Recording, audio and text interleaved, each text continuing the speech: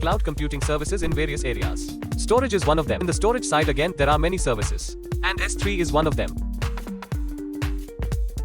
S3 stands for Simple Storage Service. S3 provides object storage, which is built for storing and recovering any amount of data from anywhere over the internet. It is like a storage disk in the cloud available as a service.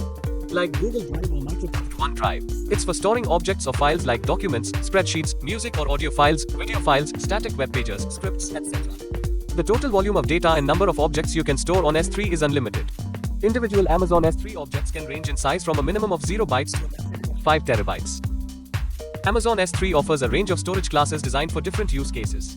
These include S3 Standard for general purpose storage of frequently accessed data, S3 Intelligent Tiering for data with unknown or changing access patterns, S3 Standard Infrequent Access and S3 One Zone Infrequent Access for long-lived but less frequently accessed data, S3 Glacier and S3 Glacier Deep Archive for long-term archive and digital preservation.